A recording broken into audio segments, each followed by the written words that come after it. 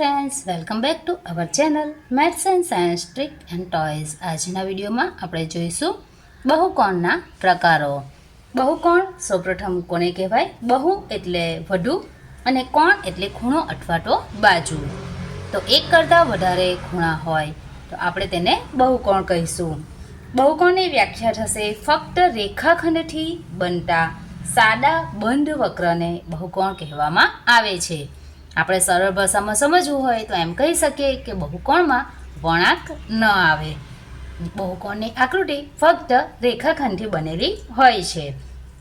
તો સૌપ્રથમ આપણી પાસે 3 બાજુ અને 3 ખૂણાવાળો એક બહુકોણ છે જેનું નામ છે ત્રિકોણ. ત્યારબાદ અહીં આપણી પાસે 4 બાજુ 4 ખૂણાઓ છે.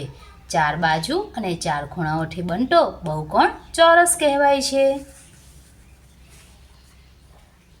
અહીં 5 બાજુઓ છે અને 5 ખૂણાઓ છે.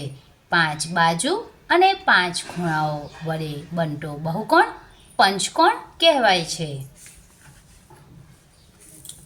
અહીં આપણી પાસે 6 બાજુઓ છે અને 6 ખૂણાઓ છે.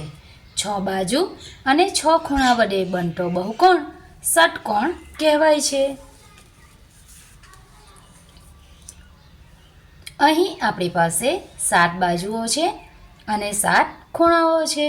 તો 7 બાજુઓ અને 7 ખૂણાઓ વડે બનતો બહુકોણ સપ્તકોણ કહેવાય છે. અહીં આપણી પાસે 8 બાજુઓ છે અને 8 ખૂણાઓ છે. 8 બાજુઓ અને 8 ખૂણાઓ વડે બનતો બહુકોણ અષ્ટકોણ કહેવાય છે.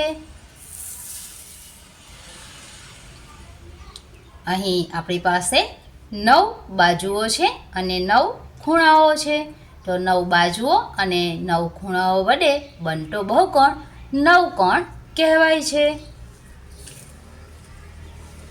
અહીં આપણી પાસે 10 બાજુઓ છે અને 10 ખૂણાઓ છે. તો 10 બાજુઓ અને 10 ખૂણાઓ વડે બનતો બહુકોણ દસકોણ કહેવાય છે.